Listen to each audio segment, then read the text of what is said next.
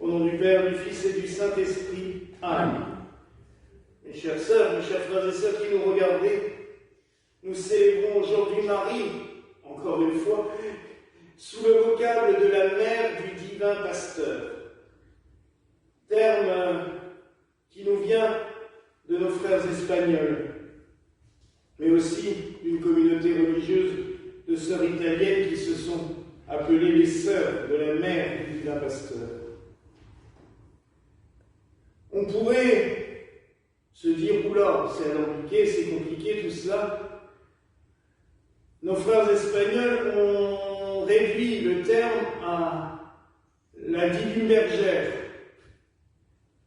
ce qui est dans un sens bien, mais dans un autre sens de dire que Marie est divine peut laisser à supposer qu'elle serait au-dessus de tout et carrément incorporée à la Sainte Trinité, ce qui est totalement impossible et inconcevable.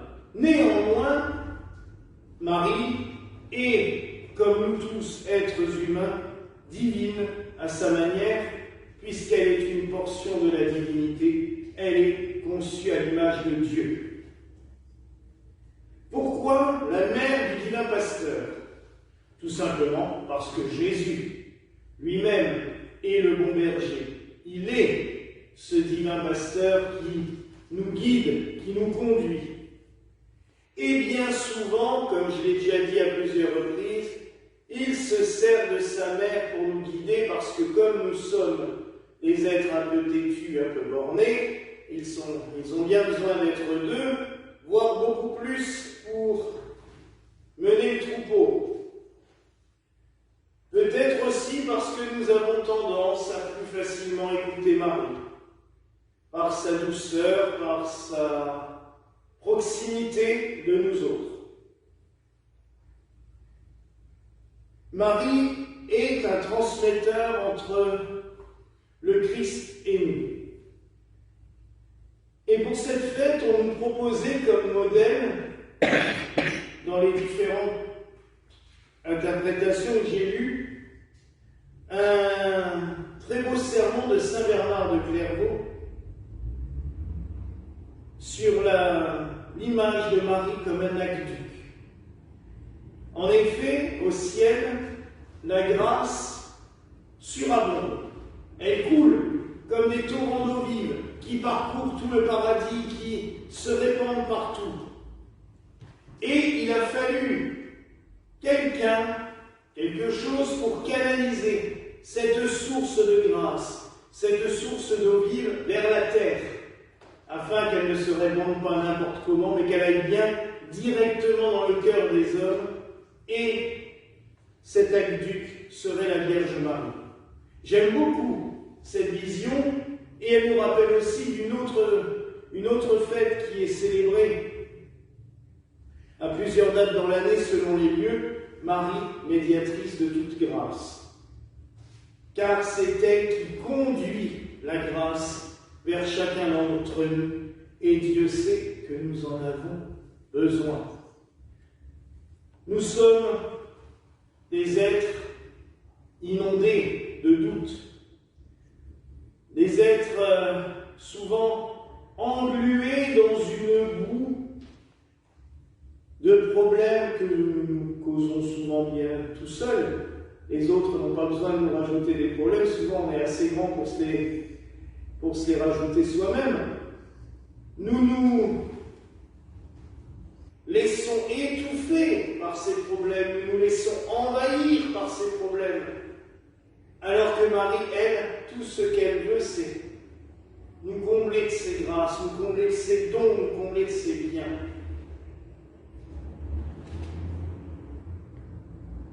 De ces biens qu'elle a reçus de Dieu, non pas les siens en propre, mais ceux qu'elle a elle-même reçus. Et ces torrents, je dirais, de grâce et d'eau vive peuvent nettoyer ces amas de boue, ces amas de terre que nous accumulons sur nous. Comme quand, on l'a déjà tous fait, quand il y a vraiment trop de saleté, à un moment, on lave à grandes eaux. Hop, on prend le seau d'eau et on le jette dessus. pour débarrasser le plus possible. Les grâces que le Seigneur nous donne par l'intercession de la Vierge Marie, c'est exactement cela. Des seaux de grâce pour nettoyer un petit peu tout ce qui nous englut. Dans ce terme de mère du divin pasteur, je la vois aussi veiller justement sur cet enfant qui tâtonne.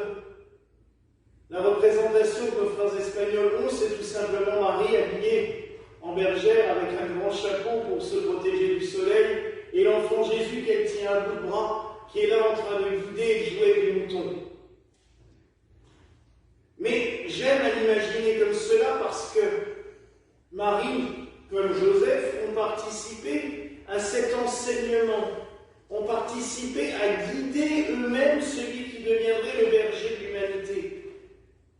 Marie a été en effet la bergère de l'agneau de Dieu, comme Joseph a été le berger de l'agneau de Dieu. C'est eux qui l'ont conduit, c'est eux qui l'ont guidé. Donc pour ce terme-là, on peut lui donner le vocable espagnol de divine bergère, parce que c'est elle qui a conduit l'agneau de Dieu, cet agneau de Dieu qui devait devenir notre propre berger, lui qui nous conduit sur les routes du ciel, sur les chemins du paradis. Alors, vous voyez qu'il y a de nombreux motifs à la célébrer sous ce vocable que je trouve particulièrement émouvant. Ce soir, supplions-la pour diverses raisons. Tout simplement pour que sur ce chemin qui nous est tracé par le Seigneur, nous puissions toujours le suivre, sans trop nous égarer, sans trop partir sur des chemins de traverse qui nous emmènent des fois en des lieux où nous ne voudrions pas aller. Des fois, on y va de nous-mêmes aussi, alors qu'il ne faudrait pas y aller. Mais pour qu'elle soit toujours là pour nous ramener dans le rang. Mais aussi pour, je dirais que nous pouvons prier Marie, Mère du divin pasteur, du divin berger, pour tous les bergers, pour tous les pasteurs, prêtres, évêques, diacres, tous ceux et celles qui ont charge de la communauté, afin que nous soyons fidèles à nos vœux, que nous soyons fidèles à ce chemin que nous avons choisi, car la vocation est un chemin aussi, mais où nous ne nous conduisons pas tout seuls, nous nous emmenons des gens, afin que nous ne perdions personne. Je me souviens, et ça me rappelle qu'il y a 10 ans, ça fait 10 ans, puisque c'était quelques semaines avant ma consécration épiscopale, j'avais choisi comme devise qu'aucun ne soit perdu.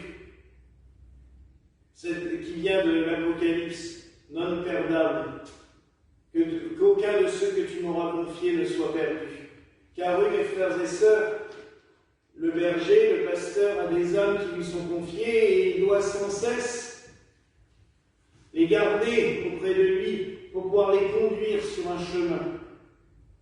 Alors aussi qu'elle soit la mère de tous les prêtres, de tous les évêques, de tous les diacres, de tous ceux qui ont charge d'âme, qui ont charge de communauté, afin qu'ils accomplissent leur mission le mieux possible, avec les meilleurs sentiments du monde, toujours sous sa conduite à elle et sous la conduite de notre Seigneur Jésus-Christ.